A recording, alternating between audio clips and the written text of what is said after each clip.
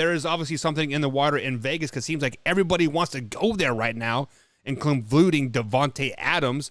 And just like the rest of the AFC West, they did a lot of work in the offseason. But how'd they do in the draft, Wyatt? Well, what they had to work with in the draft, they did pretty good. They traded away their second round pick and got Devontae Adams. He's the best wide receiver in the NFL. It's just that simple. He's already got chemistry with their quarterback.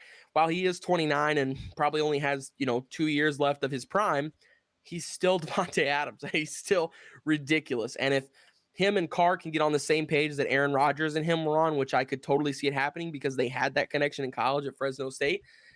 If they can get on board with that early, this team's going to win a lot of football games and a lot of really important football games. So right there off the bat, I gave them a huge boost up because they got Devontae with that first and second round pick.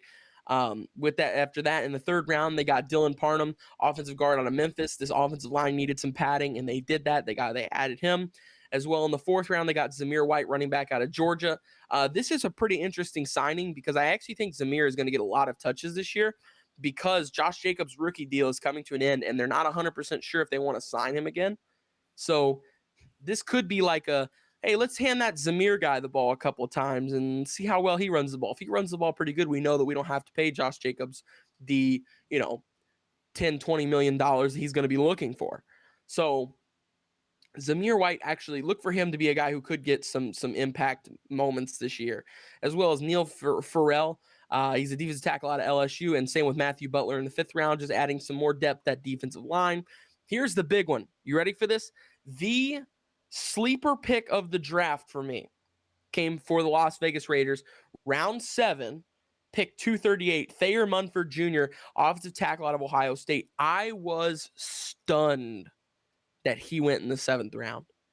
I was so stunned. I just absolutely, I could not believe that he made it past the 4th round, honestly. I was kind of shocked that he made it past the 3rd round. This is a guy, he is massive. He's a massive offensive lineman, and he is going to make an impact on this team. Teams will be sorry that they let Thayer Munford drop in this draft like this and let him go in the 7th round. This is a huge mistake.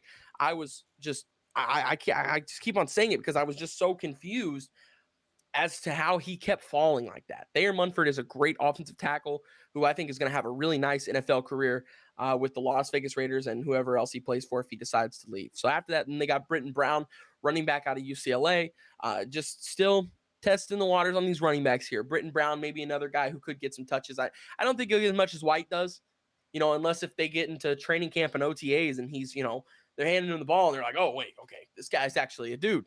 So unless if that happens, then I doubt that he gets as many touches as Zamir will.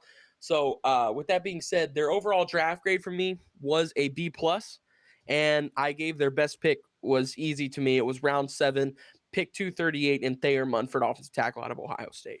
Yeah, that guy was definitely a steal. I got a chance to watch him a couple games last season, and